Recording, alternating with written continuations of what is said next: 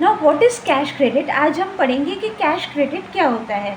Now first will see overdraft. Overdraft क्या होता है? फॉर एग्जाम्पल मेरे अकाउंट में 1 लाख है, but I can withdraw more than 1 lakh. I can withdraw 1,10,000 from the bank because I am a business owner and I have that current account. So in the same way, when this facility is given to the large business houses, जब ये facility large business houses को दी जाती है, that is called the cash credit. उसको cash credit बोला जाता है.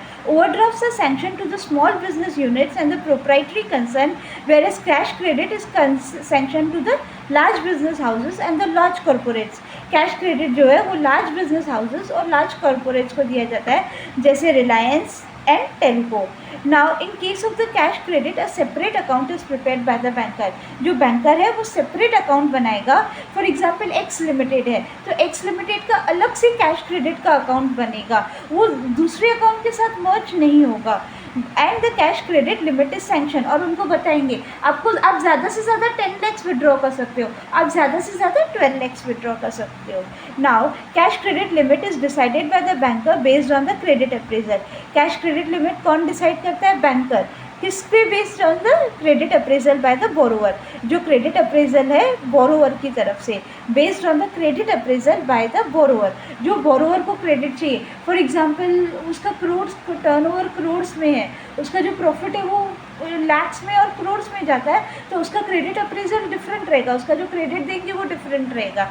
और अगर उसका टर्नओवर लैक्स में है तो उसका जो क्रेडिट मिलेगा वो डिफरेंट रहेगा.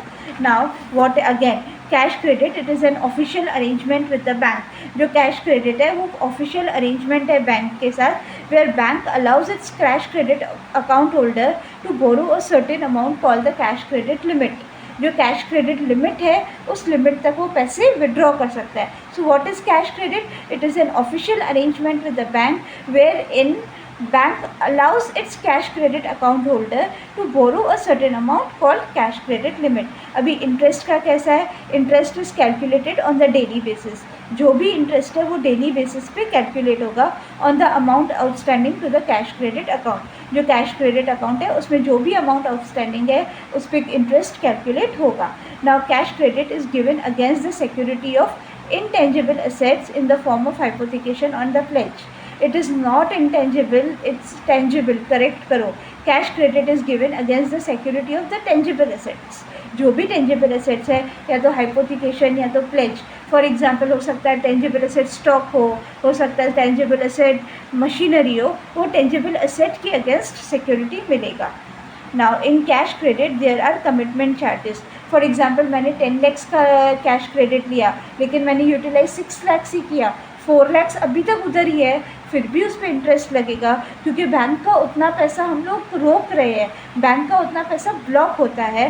The bank has an, because bank has an opportunity cost for it. Obvious है the bank has an opportunity cost. If not this, अगर वो यहाँ पे पैसा ब्लॉक नहीं होता था तो that would have been utilised for the payment of some other loans, that would have been utilized for giving loan to someone else. Because we are not utilizing the cash credit, that doesn't mean it would not fetch interest.